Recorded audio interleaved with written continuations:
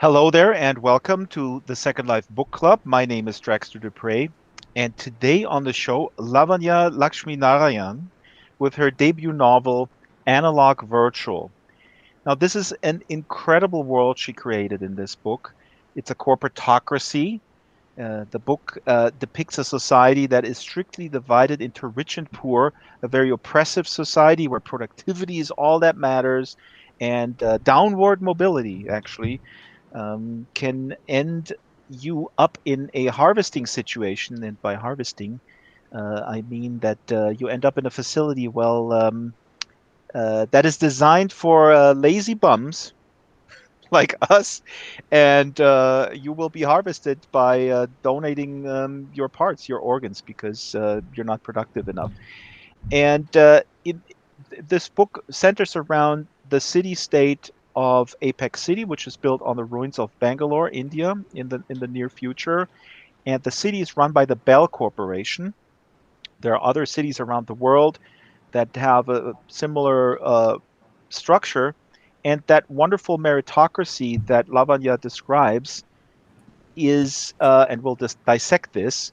Um, is maybe possibly a pipe dream where personal responsibility determines success, but maybe it's not only personal responsibility. Maybe there's a structure in place that is, like I said, very, very oppressive. It's an amazing book. Lavanya, welcome to the book club. How are you? Thank you so much, Draxter, and for all your lovely words about the book. I'm doing fantastic. How are you doing? I'm doing very well. I have information about the back channel that we have a Neo Acoustica artist out in the hallway that is, while we're on the air already, some playing Neo Acoustica. Now, what am I talking about, Lavanya? Enlighten me. What is Neo Acoustica in your book? Because it's really a through line. Music is such an important part.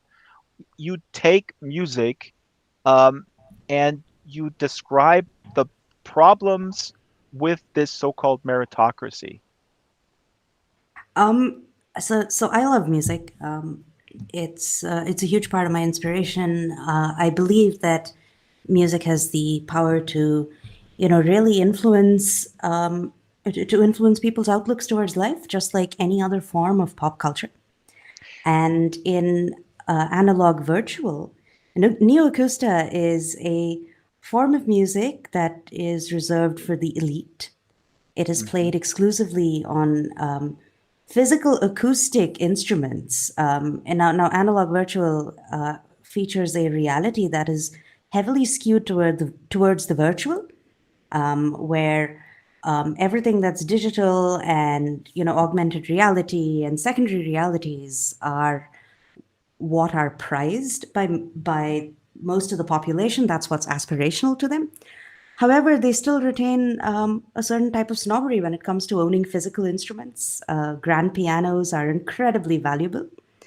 And when I was writing about Neoacusta, I was basing it a lot on microtonal music and sort of alternate tunings for various instruments that have been explored over the years, specifically coming from a classical music perspective.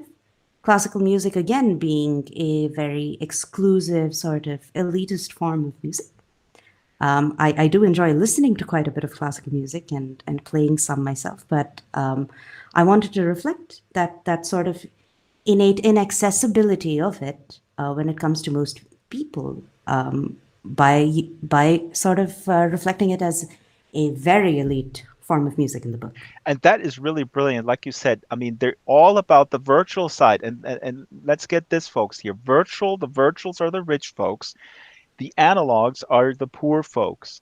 And I'll talk a little bit later about how you actually add more meaning. I mean, you're not totally subverting those words, but it's hilarious how you use it. I mean, the book is also kind of a satire, and you talk about the virtual world and sort of it. Uh, what is sort of underneath the surface here is also that the virtual people, the rich people, don't have very meaningful relationships. They have very hollow relationships. They're very shallow. They're very greedy. they're alienated from their work. They paper over it with consumer goods, all that good stuff. While the analog people have very strong communities. They have communities that are interlocked, interwoven. They take care of things. They have what is implied kind of a co-op economic system. But before we get there, I want the camera to zoom out a little bit and actually show us um, what we're talking about, because Ruby, our set designer, has, I think, very successfully visualized the Apex City scenario. We are in the rich part, in the part with nice glowing trees. We actually have an omniport device right here that you can click, where you can access all the social media stuff that is happening in your book. There are very cute drones. The drones are, of course, very cute. They're not evil or anything.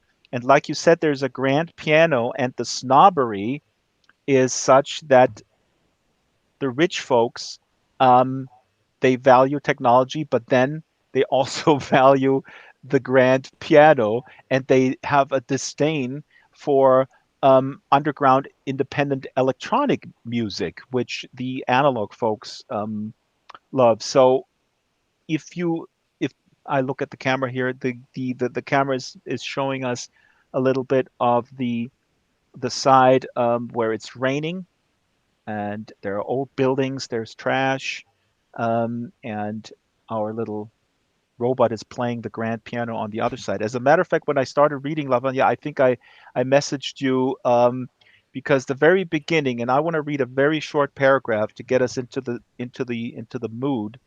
The very beginning of the book is an executive, a high executive at this Bell Corporation, John Alvarez, but he has a problem, and the problem is that he has a strange taste in entertainment. Lavanya, what's his problem in terms of entertainment? My understanding is he doesn't like superhero movies for one. It's a huge problem. It's a huge problem, and I feel really very related to him because I also have a problem with superhero movies. It's unacceptable. Yeah, Belcor would never accept you in Virtual City. And he is using a device called the opinion homogenization limitation and alignment unit. And that's a robot, an AI robot that is helping him to have the right entertainment choices, appreciate the popular culture that is on vogue, and just suck everything literally out of his brain. And I want to read one quick paragraph here where John is being helped by this opinion homogenization limitation and alignment unit, Ophelia in short. She pushed the chisel deep into his ear and began to tease something out of his head. A wave of sound emerged, impaled upon the tool. The beat of an electrotemp accompanied by a simulosynth loop, and the rhythm of a holofret filled the room, each of the musical instruments no more than a hyper-reality simulator. A large hole began to open up in the sentient silicon machine, into which it placed this mysterious sound artifact. John heard a snatch of lyric. To get ahead, I sold. Ophelia swallowed and grinned, and the rest of the words were lost to vacuum. So this is how it works. If you have questionable entertainment choices that you like and you just can't seem to get with the program, you get this little device, and it literally sucks those strange ideas out of your head. That's how it works. Yeah, that's exactly how it works. And there's pop culture that is deemed acceptable and appropriate if you belong to virtual society. The rest is either inferior. So, you are revealing your sort of your lower aesthetic, if Hmm. you will, if you enjoy that stuff, or you are sort of expressing a rather dangerous tendency towards having individual opinions that do not conform, and that's a problem. Now we covered that this is a pretty. We'll get into some detail that this is a pretty oppressive oppressive state. I said it's a corporatocracy. It's run by the Bell Corporation, and the title "Analog Virtual." I mean, again, it's just absolutely brilliant. On the surface, it describes this access to technology, but it does comment on the value system of these opposing societies. So the virtuals, they live in these very regimented existences. They taper over their emptiness with money, and the analogs have these strong communities. They value art. They value mentoring other people, and our uh, our co-producer Shyla found a quote from you, which I really love, and I want to start off with, because a lot of people would say, well, what's the problem with a society that values individual grit? This is a quote from you. I put it up on the slide behind us. To conform in order to succeed or survive really takes its toll on people. The cost of conforming, or the cost of having to change yourself to meet an external system of values. So, talk a little bit about that, and let me play devil's advocate. I mean, why? Mm, Again, if this would be permeable? I mean, if I work hard and I get rewarded, what's wrong with that? What kind of communist are you, Lavanya? I'll Why take do that you as hate a hard work so much? because I'm fundamentally lazy.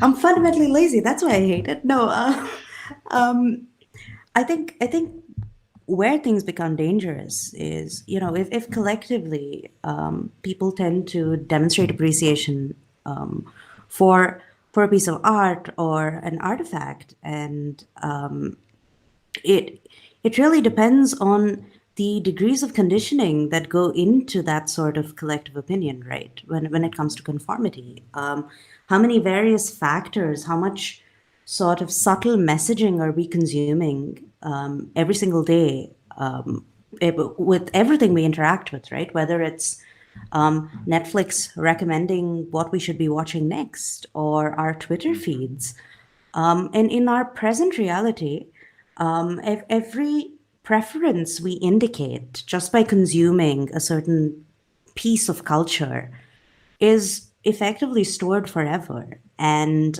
it's recycled and reproduced. And what we wind up being in is a little echo chamber of ideas. And, you know, this performs on an individual level. And it sort of then gains a bit of critical mass. So we're all hanging out, thinking the exact same things, valuing the exact same experiences, to the point where, it becomes very profitable to turn those into aspirations, and then we start consuming them. And I think my real where But you're where not. I I'm sorry to interrupt you, but I mean, this is. I agree with you 100%. But you're commenting more on on sort of the conformity and sort of what is going to be successful. But I also meant this as sort of on individual level, because the system that you're describing in this book sells the idea that if you are successful, it is merely because you put the work in, and it sends this message overtly, subliminally, 24/7, that you can do this. I mean, this is very similar to, you can call this the American dream. In Germany, we call this Leistungsgesellschaft, as I said earlier off the air. The society based on achievement, the achievement society, where achievement is valued. But Mhm. it's a delusion. That's not really what's happening, or is it? No, it's not what's happening, because everyone starts off with different circumstances and different degrees of privilege, and the reality is the full extent of that really goes a long way in determining the kinds of opportunities one has access to. And even over and above that, assuming a door opens and you have an opportunity, uh, a lot of privilege goes into what people call, converting that opportunity, right? Because it is it is the most normal thing in the world unfortunately, to feel out of place and to be made to feel out of place when you don't come from a specific type of background, or when you don't Mhm. share a certain set of interests or influences. And my problem really is when this idea of extremely individualistic pursuits of various aspirations and goals is propagated so strongly, people stop thinking outside of themselves. And there is the myth of, the entirely self-made person. Yeah. And there's a great degree of pride, and I'm not taking away anybody's accomplishments when I say this. That's not the intent. The Where I come from is, if you have an opportunity and you can go so far, can you also create opportunities? Can you make people who come from different spaces than you feel equally welcome, and enable them, and share what you have gained, as opposed to hoarding it, and continuing to work purely from the perspective of being an individual. Mhm. And I think we all know that, and there is some of the people who made it really big. I mean, they are frankly fetishized. I mean, we can think of Bezos or Steve Jobs before him, people like that who achieved a lot, but they were also very good in crafting that self-made man image, and they very often, when you dig a little deeper, they come from privilege. Actually, a few days ago I had a discussion about Elon Musk. I'm not a big Elon Musk fan for many reasons. I don't want to go into it, but Elon Musk also did not come from nothing. And that's fine. I'm not faulting him for it, but to paint someone like Elon Musk as someone who is incredibly hardworking, incredibly smart, and that's why he's successful, that is simply not the whole picture. So I think that when we constantly propagate these captains of industry as the big heroes, that is also sort of playing into what you're describing in the book, that poor people are poor because they're essentially lazy. Oh yes, that's a huge myth, and it's a very popular one as well, right? And again, it's propagated by holding these people in such high regard, where they say, "Well, I pulled myself up out of nothing. Why can't you do it too?" Mhm. And I'm not saying this necessarily to to state that people who have come from, let's say, certain degrees of privilege haven't also worked hard. Of course they have, but they have already been aided. They already have had more of a platform than people who come from backgrounds who don't have equitable amounts of privilege. And so, to look off that high horse and then criticize poor people, or people who are more, socially disadvantaged, to criticize them in terms of not working hard enough and not meriting an equal place in society, is absolutely ridiculous. And a little bit later, I have it in my run sheet. I want to talk about Nina, the musician in your book. Really important character. Nina is adopted by a rich couple from the virtual side. She's from the analog side. She's adopted, and she is struggling quite a bit. And what this is evoking, and I don't know if it's intentional on your end. My wife works with refugees, and what comes to mind is the way we treat in modern societies, we treat refugees from disadvantaged situations, and that's something that drives me absolutely bonkers. Where and by we I mean society as a whole, often says, "Well, we're giving these refugees everything they need, and they still don't." Perform, or X amount percent becomes criminals, and so on and so forth. And then in that discussion, when you point out that yeah, you may have given them access to a school, a classroom, or clean water, but maybe they've been traumatized, and there are other things that they have absolutely no way to catch up on to your privileged kids in the school context. Maybe that is also what is holding them back, and maybe we should take that into consideration. You're doing a great job in the book of depicting that as well. But before we talk about this, let's do reading number one. And if I could ask you to stand up, because magically a music stand will now appear out of the ground, because we're on the virtual side, we have this type of technology. Um, and the first excerpt that you're going to read is from the very beginning of the book, introducing us to the 10% thief. So that's the 10% thief, and she is a hero of the analog resistance. Of course, there's a resistance. There's a lot of action in the book as well. But before you read, explain real quick this terminology, because there's the 20 percenters, there's the 10 percenters, there's the 70 percenters in the book. What does that mean? Oh, yes. So, society in this book is structured on the basis of the bell curve. The bell curve is fantastic corporate jargon that, again, reinforces the fallacy of merit.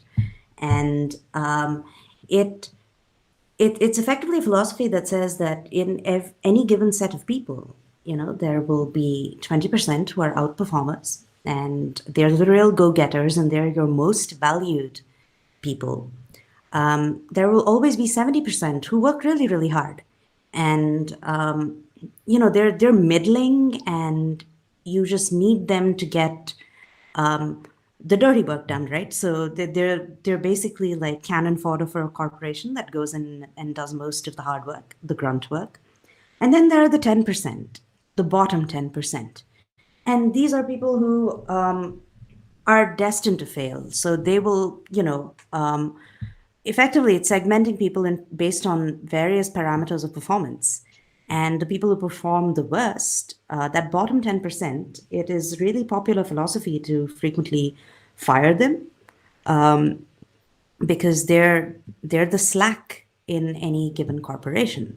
Now, in Apex City, what the corporation that runs this city has done is attempt to rectify, fragmented society. So to overcome differences like the caste system and classism and religious friction, they've done away with all of that and just induced a system of meritocracy. Hmm. And so, based on that, the bottom 10% are called analogs in this book, and they are routinely deported from Apex City across this electric shield, and they live lives of misery and hardship because the corporation deems that they are not productive enough members of the city, and therefore they don't warrant a place in it. And that also means that has to be sort of replenished at 10%. Oh, So yes. the whole meritocracy is dismantled by their own theory that it's permeable and that you can actually climb up the ladder, uh, because the percentage has to kind of stay the same, uh, given their own basic theory. Yes, yes, and it needs to be replenished, and they have a pretty it's a rather insidious way of replenishing it. They tend to handpick members from outside the city and sort of give them effectively immigrant visas to come in and live and work in the city.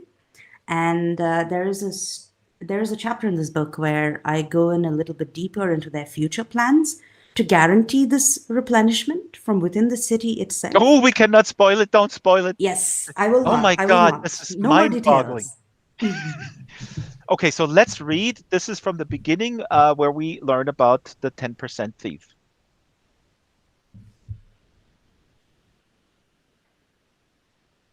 Nobody notices anything because nothing has happened. Not yet, anyway. This is how all things begin. The electric shield thrums ominously. It cuts Apex City in two, striking across the crater that was once Bangalore.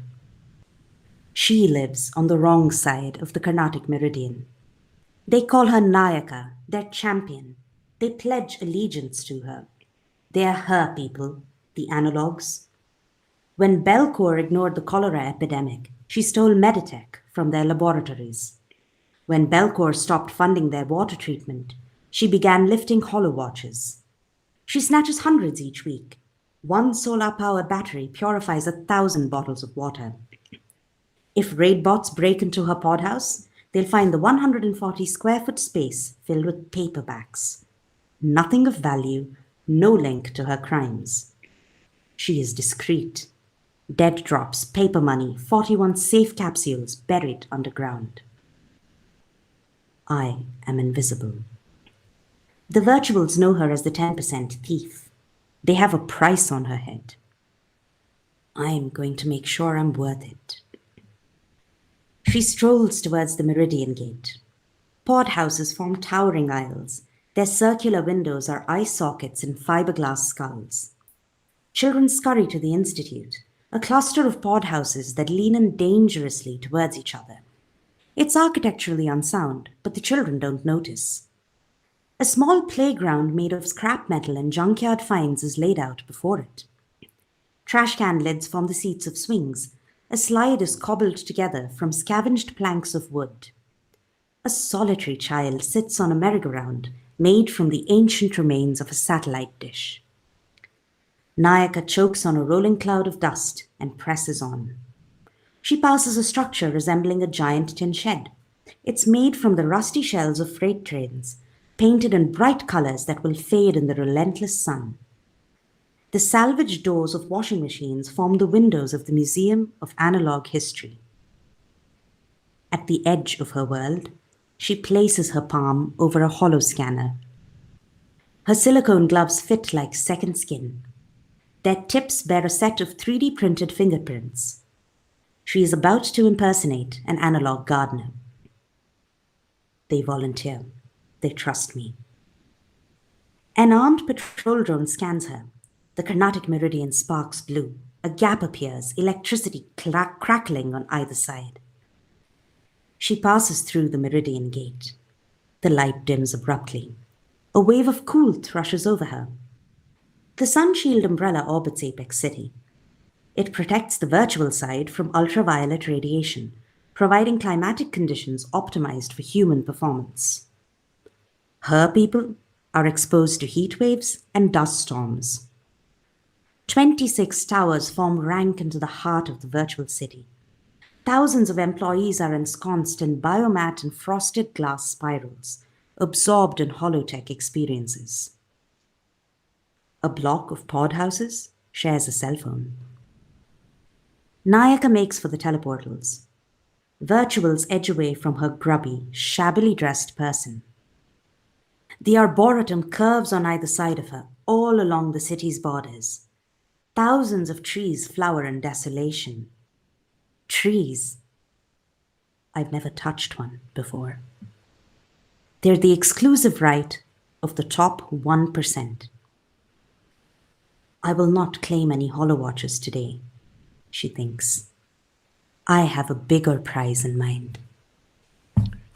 And that is Lavanya Lakshminarayan reading from Analog Virtual, and big applause. This is wonderful. This is right from the beginning.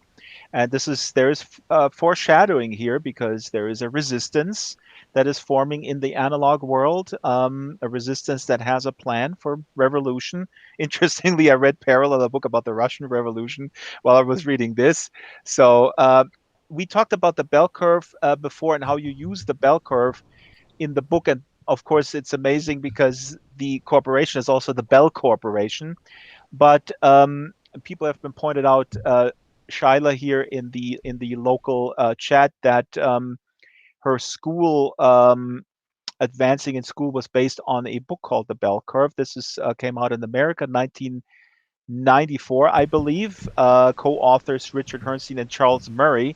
This is pretty much discredited, because in the book The Bell Curve, these authors we're trying to make the connection between the outcome of IQ tests and race. Okay, so basically eugenics light, uh, to put it mildly. And Shyla put this slide together that I put up here just now. This is an actual quote from the book The Bell Curve. Latino and Black immigrants are, at least in the short run, putting some downward pressure on the distribution of intelligence. Okay, so you can imagine, just like we've been talking since the top of the hour, what kind of anxiety that induces in middle class folks who are afraid to lose their place in society. Um, of course, Shyla also put a wonderful, uh, quote unquote, wonderful tweet from the former president of the United States, Donald J. Trump, here, where he says, "Sorry, losers and haters, but my IQ is one of the highest, and you all know it. Please don't feel so stupid or insecure. It's not your fault." Now, we can sit here and debate the validity of IQ tests forever, and there's a variety of opinions, but I think we can all agree that tying the outcome of IQ tests um, to race is extremely problematic, to put it mildly, and that's kind of the undercurrent um, in your book, and as this excerpt shows with the 10% thief, um, the start uh, opportunities are just not there for half of the city.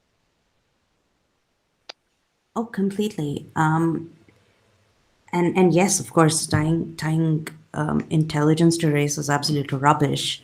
Um, in in the world of Apex City, as punishment for being unproductive, and by unproductive, we are talking about a consistent or a sample set where routinely 10% have to be deemed unproductive and Hmm. inappropriate, right? So to be perpetually judged for this, everyone in Apex City has a very fragile existence. They live under a tremendous amount of pressure. It Hmm. is a dog eat dog world, the very worst of a corporate nightmare come to life all around them, and those who are deemed to belong to the bottom 10% are deported, as I said, and they live in very inhuman conditions. Just from the excerpt,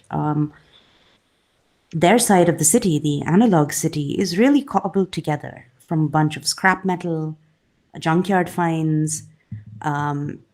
It's a very hard life. They don't, this is a world ravaged by climate change. They don't have access to solutions. They struggle to find clean drinking water. And this is their punishment from the Hmm. system for for not being worthy citizens. And as we have established, the algorithm determines a lot. And the next excerpt is actually one of my favorite chapters, where a relationship is a little bit in trouble. The woman feels that she is maybe more ambitious than her boyfriend, or maybe she thinks her boyfriend is a slacker. And there's an algorithm for that. There's an algorithm to match people so they become power couples where both are perfectly aligned in terms of their ambition. Um, and we'll get to that in a second. But I have two slides. One I'm bringing up. Uh, your book is also designed really well. There are these black pages with little quotes from fictitious literature in the world that you created. And here's one: the algorithm is infallible. Technology will prevent the end of the world. And that's from the preamble to the meritocratic manifesto. And, I mean, this is something that you hear from very well meaning, very nice people working in Silicon Valley today. That technology is here to rescue us. Before we go to your reading, Lavanya, I'm bringing up another quote here on a screenshot from your book, because we're just talking about people who fall through the cracks. Here is an excerpt of a person that was employed but is employed no more. And in order to get back to full employment status, she has to basically do an online questionnaire where the answer is already filled in by the system. So let me read this here. The the website says you might feel like you're on your way to unproductivity right now, and then the person has to the prompt that she has to click says I'm scared. And there's not even another option. So this is how the algorithm deals with this. I find this hilarious. I mean, this is sort of the satiric side of this book. The next prompt says, never fear, the Bell Bioportal is here. We're going to help you get your life back on track. And then her supposed answer, that is again pre configured, is, yay! Um, and the next one is, all you have to do is master a new quest every single day. How? Well, let's start with today's little challenge. An envelope appears on the screen. It animates itself open and presents me with a task: buy groceries and make yourself dinner. So, Lavanya, talk a little bit about writing sort of the in this satiric tone, because this is so. Uh, I mean, I think every one of us has encountered like an online questionnaire that is so infantilizing and offensive, frankly. And in this regard, it's someone who is deemed a burden on society and still has to go through this again infantilizing steps to kind of get back to some sort of respected status in that society.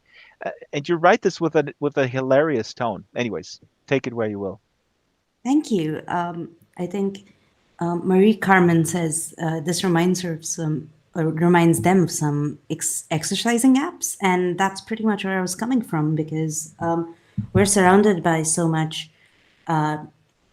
technology that attempts so hard to be personable and to be friendly and to convince you that it's really on your side. This app knows, Yay! yay, this app knows what's best for you. And and all our apps know what's best for us, right? All the way from Fitbit to the Fitbit Mhm. app to games we're playing. They always want to be on your team. They're always cheering you on. And what progressively what they're doing, at least from what I have experienced, is they are making you extraordinarily reliant upon them to the point where interacting with anything outside of them almost feels debilitating because there isn't something holding your hand and leading you to a safe space, right? Where, Mhm. oh, these are things that are recommended. We bet you love this. The number of emailers you get about sales. Shyla says it reminds her of Amazon, which is also true because they have all these recommendations algorithms that uh, tell us what we should be buying. And grocery store apps do the exact same thing. So our ability to make form independent decisions is gradually becoming very constrained. We're tending towards being super reliant, and I'm saying, in some situations this is helpful. Technology is a double-edged sword. It's not fundamentally evil, but what it is attempting to do is infantilize us and tell us what to do after a point. And, this is not the tech speaking, right? This is whatever corporation stands to benefit the most speaking to us through the platform of Mm. technology. And so, yay, that's where I was coming from because, they go team go. That's really what they want you to think. But I And think it's even what is most insidious to me is that this is also being used to create a false team spirit in a unequal scenario of, within a corporation, let's say. I mean, let's say you have a shitty retail job where it's a hire and fire situation, and you don't get paid well. It's pretty common these days that you have to go through some corporate type training where you're being sort of forced to cheer your position that is really not very powerful to say the least, but you have to pretend that you are part of a wonderful family while you're actually, in fact, being exploited. And that's what that um, excerpt is about as well, because in order for her to get back to even even a very, very low level employment situation, she has to pretend that she loves this system. I mean, this is really adding insult to injury.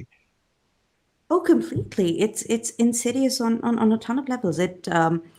This is also an app that is going to kick her out if she doesn't succeed. Hmm. Those are the consequences.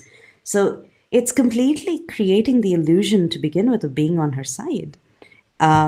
And you're absolutely right. These are situations where you have to, in any corporate space, you might be under an immense amount of pressure, but you still have to pretend to go along with everything that, let's say, your bosses say, the company's vision, and so on and so forth, because that's your only way to retain job security.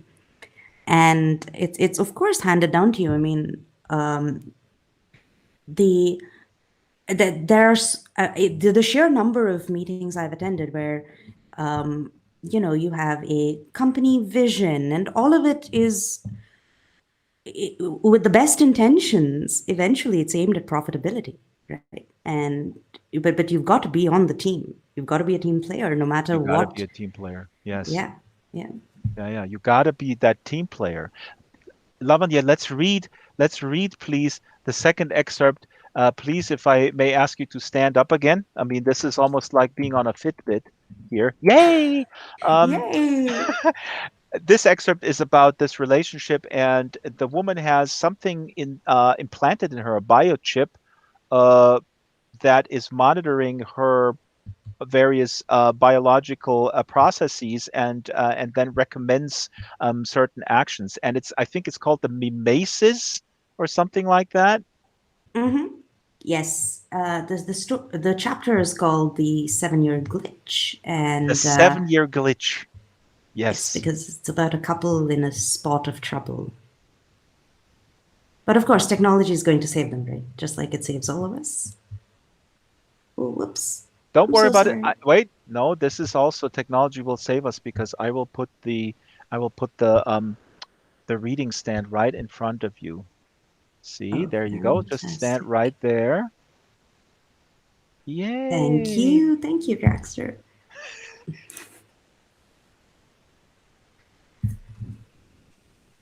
And here we go. Fantastic. The Here we 7-year go. glitch. The 7-year glitch. Picture yourself a fearless leader. Envision the power of your every word.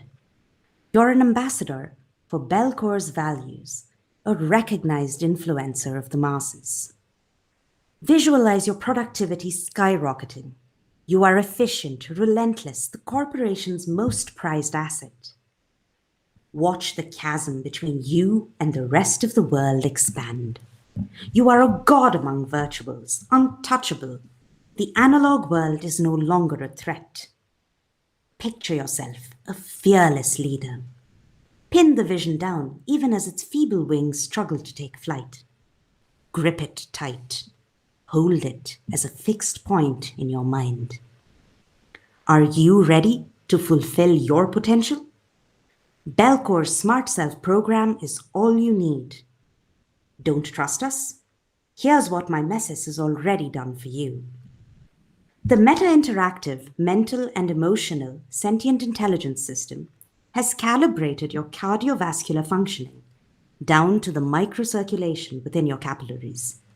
We've mapped your neurological pathways and charted the matrix formed from the relationship between your hormones and your synapses. We've analyzed your career graph. An upward trend overall will prevent any minor glitches from recurring. You're about to slingshot yourself into the astral planes of the 1% Club. You'll be hobnobbing with startup moguls at Srila Prakash's luncheons. You'll have the most exclusive holotech imaginable. All factory simulations. Fancy that. We've waded through the muck of crippling fears and unvoiced hopes lurking in your subconscious. We have a picture of you from the inside out. Mimesis rests in every kink and abyss within the anatomy of your mind. We have made several observations over the last 30 days. You, Aditi Rao, are biologically female. You conform to Bell-Core's normative standard of beauty, as defined by the Attractiveness Index, version 7.2.3. Your heart rate function is average. There's room for improvement. Your fingers err on the side of chunky, an unfortunate if minor flaw. Your productivity, physical fitness, and social persona are normal compared to the other 20 percenters in your cohort. You are prime leadership material. You could be transformed, Aditi, and you will be. There's only one obstacle that mars your path to stardom. You don't see it, but my message does. Can't feel us? Good. Looking for us? Don't. Your secrets are safe with us. Only my message knows what you truly want. And I am you. I am my message. I am every instance, every replication in this ripple of code. I am the very evolution and regression of technology. You have been a go-getter since high school, Aditi. You learned how this game was played early on. You pushed yourself to achieve remarkable success, to deserve your place in the top 20% of the bell curve. The values that turn the gears of our meritocratic technarchy run deep within you. My message is your amplifier. I am our creator. You are popular, Aditi. You have the power to make people sit up and listen to what you have to say. My message will make you a god. There is just one obstacle on your path to glory. And that's how we met, Abe laughs. He produces a sachet of Oz, spilling its emerald green crystals onto the table. My message cannot understand this. Your attachment to him. You are a tangle of pheromones. Your pupils dilate as you gaze at him in adoration. We must intervene. Wonderful. And that's Lavanya Lakshminarayan reading from Analog Virtual. And as I was teasing, where this goes, this excerpt, this is basically Mimesis, that biochip add-on that Aditi has in her body, analyzing her and making assessment towards her go-getter status, and she cannot understand why this wonderful woman is attached to this dude who likes to hang out in the bar on the sofa and take a lot of drugs. And basically how this is continuing, this my little teaser, is that the device, the the biomechanical computer AI device, is basically trying to break up this relationship. And it's brilliant, Lavanya. It's almost like that friend. I mean, she is a well-meaning friend that says, "How can you date this dude? What's going on with you? You gotta, he's dragging you down." But it's all automated. I mean, when I read this in the beginning, it was like, I mean, why not? This might be actually a useful device. I mean, I have several friends who use me. I have several female friends that back in the day they used to call me and say, I'm dating this dude. He's a drummer, and he's great, but he's doing this. And then on the phone, I say, well, you should split up with him the way you talk about him. I mean, that's crazy. And then she says, okay, Drax, thank you. She hangs up the phone, and then she's still with the guy 5 years later. So I guess she would have benefited from a device like this, no? I mean, it really depends on your perspective. Of course, I'm playing devil's everyone. advocate here. Go ahead, go ahead. I can absolutely tell. No, everyone. Look, everyone needs good friends around them to tell them when they're making potentially harmful life decisions. But in this case, this algorithm that sort of exists in her biochip that's monitoring her activity, it's not necessarily got her best interests at heart from an overall perspective. Yeah. It's it's got a very singular kind of purpose, and that is to make her as marketable, as desirable, as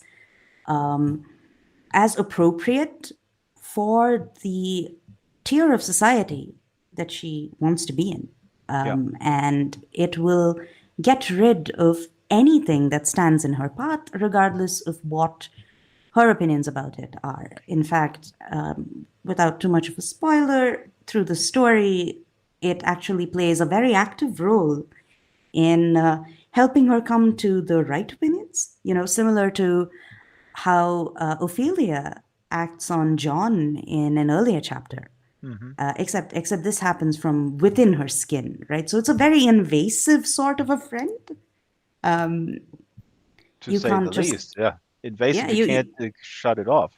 you Hang can't up hang the up the phone. phone. Yeah, Yes, exactly. exactly, It's exactly. it's really marketability above all else, and you really, I mean, like I said earlier, you throw it's like these snapshots of these different people in this incredibly coherent world, and you depict all spheres of society have this optimization thing going on, even senior citizen homes. This is another really great chapter where, how does this society deal with older folks? I mean, what can we extract out of them? And there is something to it that, it's great to engage older folks and have them uh transfer their knowledge and their life skills um to a younger generation. That in and of itself sounds really kind of great, but the way it's done in your book again is basically extractive, and yeah, and exploitative basically. Uh, we're running against the clock. This is insane. We have 7 minutes until the top of the hour. This is an amazing conversation. What is happening? We have one more reading, and I want to throw, before we go to this reading, to a very important aspect of this book, which is about avatars. There is a scene in there, um, several scenes, where famous influencers in various ways. One game streamer, she streams a game. Another one does online makeup, and another one does has a sort of a cooking recipe show, and they all have different reasons why they do not want to be seen and known in the physical world. They are perfectly happy with their avatars, and you're doing an amazing job here, actually advocating for avatar-based communication. Uh, I was wondering if avatar-based communication maybe is the actual real meritocracy, because it's all about the work. So I just threw up a slide here with a quote from one of these influencers. Her boyfriend says, "Please let me take some photographs, please." Her real life self. "No, my work speaks for itself," she says. And he says, "Come on, you can't hide behind your pastries forever. You're a beautiful woman." um, she has that cooking show. She says, "Yes, I know. I don't want that to bias public perception of my work." So here's someone who is has the sort of the standards of beauty in that popular culture, and the reason why she is quote unquote hiding behind her avatar is because that would um, detract detract from her work, because people would obsess about her sort of uh, perfect beauty. Here's another quote. Cinderelle, she is the gamer, and Cinderelle, that's her avatar's name. Cinderelle might be a hero, but she most certainly wasn't. Cinderelle drew crowds like moths to her flame. She, her physical self, was a nobody. And now her non self had been nominated for Influencer of the Year. This would not end well. So in this scene, they're nominated for awards, but that would require them to go to a physical award ceremony. And that scares them, because that would reveal their physical selves, and they're not ready to reveal those for those different reasons. And here's the third one. This is an influencer who streams, I believe, on Woofer. Yeah, here you go. She does makeup stuff, very successful. And this one reads, she'd built her face mapping, face puppeteering algorithm. She'd started her woofer stream. She'd found a way to be around people again without ever having to see them. And now this. Again, she's nominated for this physical award. I'd be forced to talk to them. Imagine their horror when perfect, pretty Trishalicious opened her mouth and out came a stutter. Imagine their disdain when they looked down at her nails only to see what that she'd bitten them down, had pulled out the skin around her cuticles. So Lavanya, talk a little bit about avatars. I mean, people know that this is a topic dear to my heart with my documentary work and really advocating for avatar-based communication. And oftentimes you get pushback like, oh, people don't know who the real you is. But you do such a beautiful job in weaving this together and having these various different reasons for people using avatars to interact with people. Uh, thank you so much, Draxter. So I am a huge advocate for avatars as well. I think there is a certain wonderful freedom in possibly being your true self, even though that's not necessarily yourself in physical reality. It's incredibly liberating. I am close friends with a lot of people who are amazing creators, but entirely anonymous, right? And they each of them has their own reasons for not wanting to reveal their meat space identity. And some of those reasons actually, feature in this chapter where people don't want their work being overshadowed by associations to their physical identities.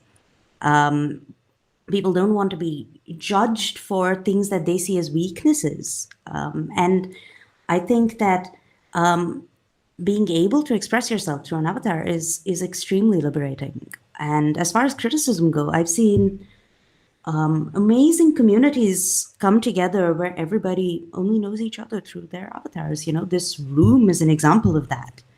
And I've seen that play out across a ton of games, whether it's Animal Crossing or Farmville. The ability to form connections over shared interests without really worrying about Yeah. any of the physical restraints of reality, including space and time, right? Like we are all geographically separated. What a great way to cut through it and lend a personalized approach to it. There's something extremely beautiful about it. And social scientists would critique your use of the word anonymous because they would say it's pseudonymous, and I can't even pronounce it. Why did I even bring it up? But All the right. point is here, we are. I'm not criticizing you. I don't have a degree in social science. Listen, Lavanya, I studied sociology for 6 weeks, and then I realized I know everything, so I flunked out of school.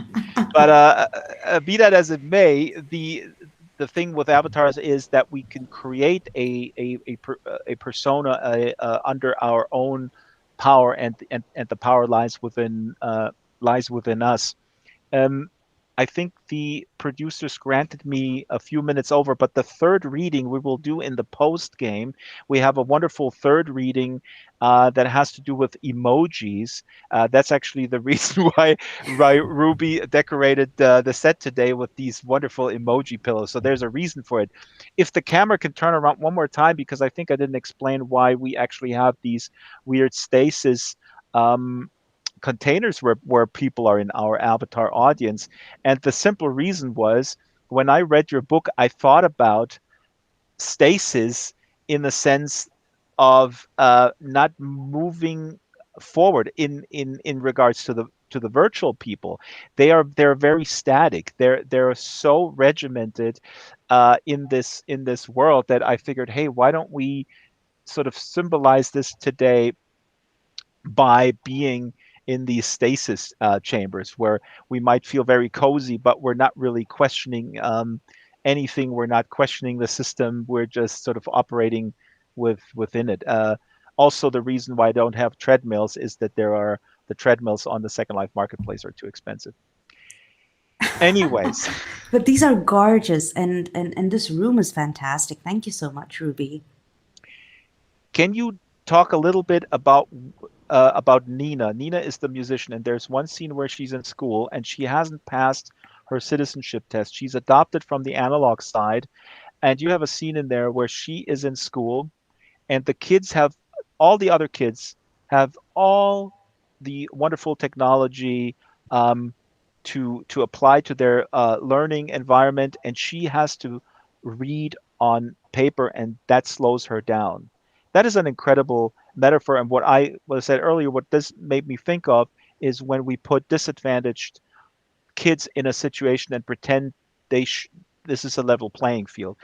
Specifically, um, refugees here in the context of Europe and America, uh, but not exclusively. I mean, I had to think of refugees because my wife works with refugees. But talk a little bit about what you were trying to show with the scene in the classroom here, where Nina is the only student who is not allowed by law to use these devices. I mean, that does set her up for failure. Absolutely, and that's one of the things I was trying to say with this.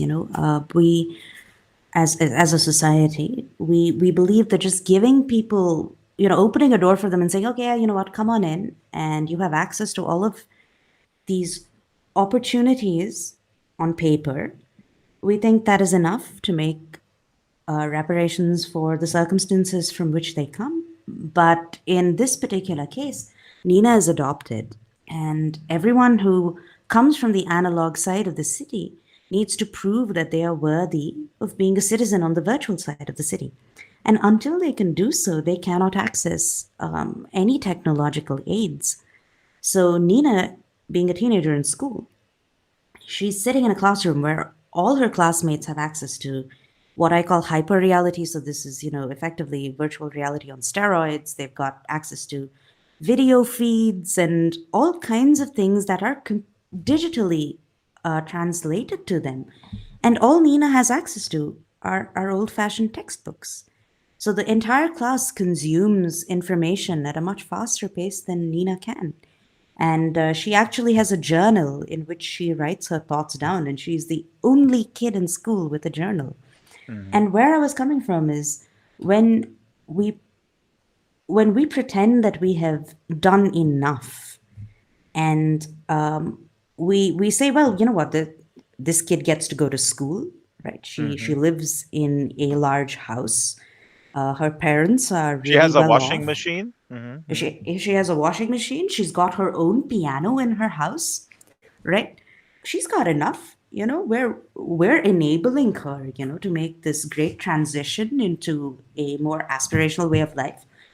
But you're actually setting her up for failure. So you're opening the door, but then slamming it shut with a whole ton of restrictions.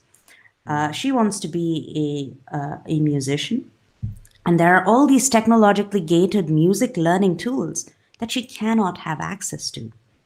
And at one point in the story, so she plays piano, and she she's auditioning for a piano teacher, and he says, "Well, can she access these tools?"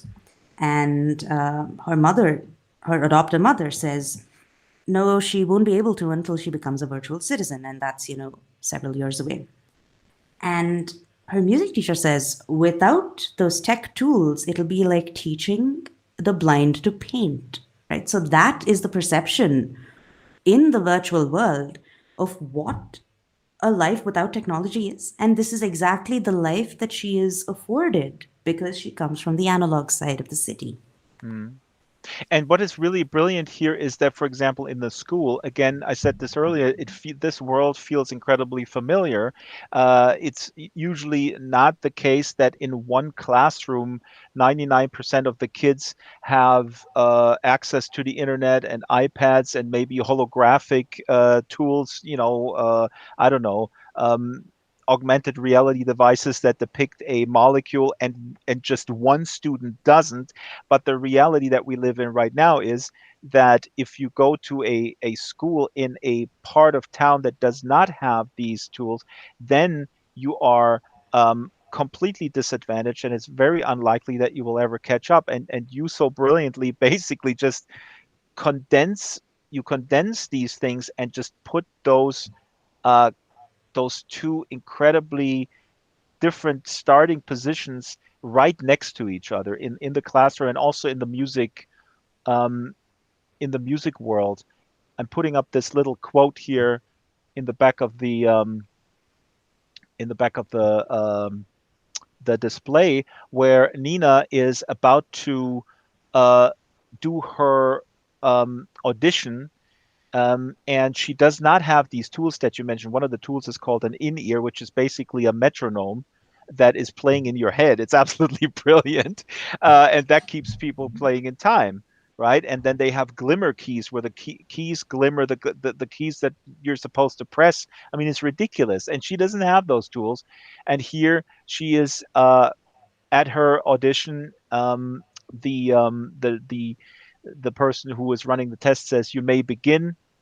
And she says, I sit at the piano, I adjust the bench, I place my hands over the keys and take a deep breath. I don't have a Bell biochip to soothe my nerves by inducing adrenaline suppressors.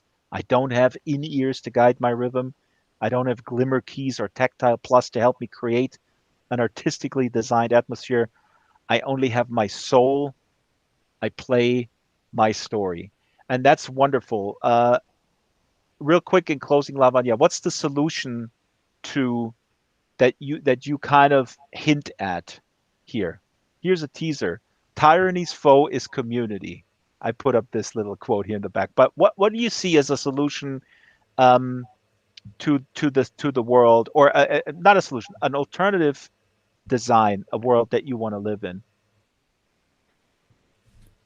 Well, obviously, there are far smarter people than I working on on absolute solutions. But if I could venture so far as to dream about an ideal world, I think it would be one in which we all look out for each other and we express empathy towards each other. Like we are moved by each other's stories, by where people come from. We listen to each other and we help each other grow together. We are not motivated by solitary and individualistic pursuits of what we consider success, which in a lot of cases, is a definition that's been handed down over generations to us. Can we come together as people from all over the world, from different backgrounds and different circumstances? Can we find common ground? Can we learn from each other and empathize? I think to me, there is no greater power than having the ability to empathize with somebody you would never have otherwise have met in your regular circles. Hmm. And I think to grow and to be able to impress that the world, to be able to embrace that the world is a lot larger than ourselves. I would want that.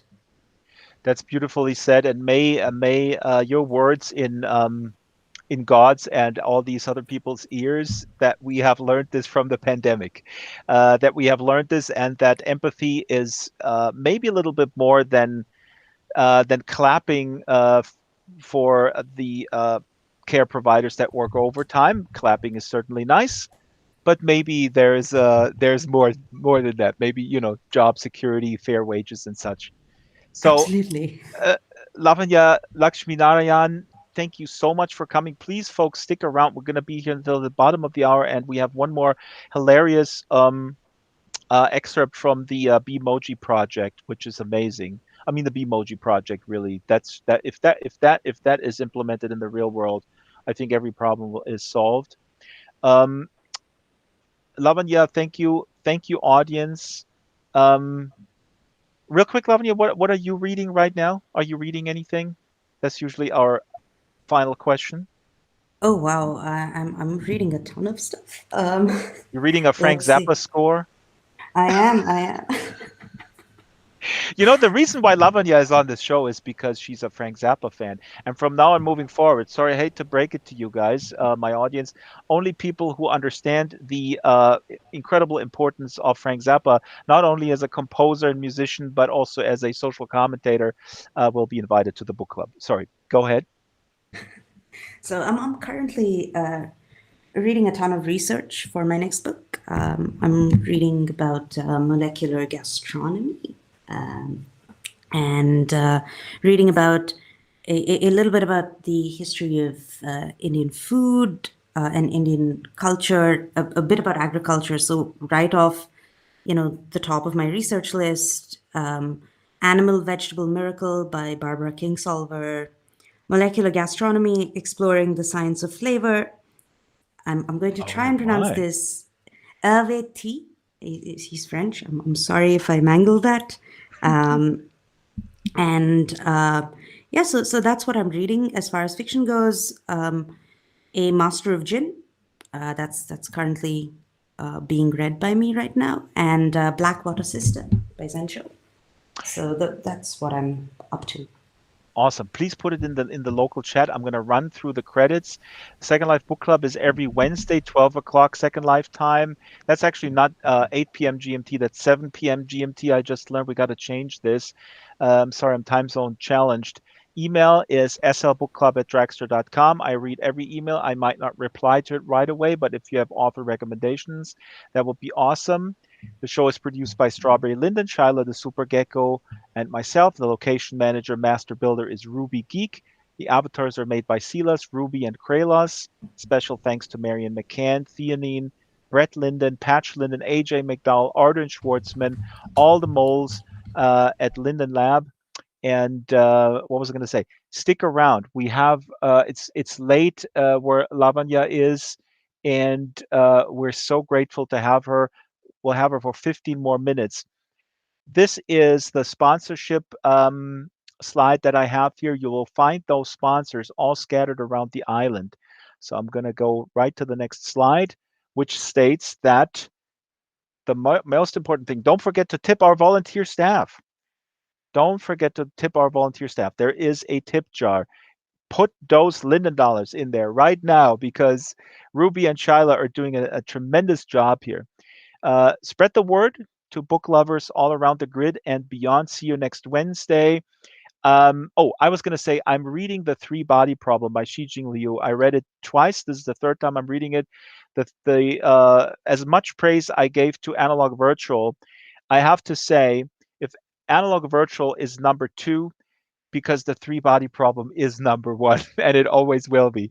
If you haven't read The Three Body Problem, do the following: order Analog Virtual and The Three Body Problem both at the same time. Um, that's all I have to say. Next week, we have A.M. Dazu with a young adult novel uh, by the name of Boy Everywhere. And that is a wonderful young adult story about a refugee from Syria and his odyssey through, um, yeah, through Europe, through war-ravaged places, and it's again, especially what Lavanya here emphasizes, a book where I hope that people get empathy out of, or they revitalize their empathy, and that is happening next Wednesday right here on the Second Life Book Club.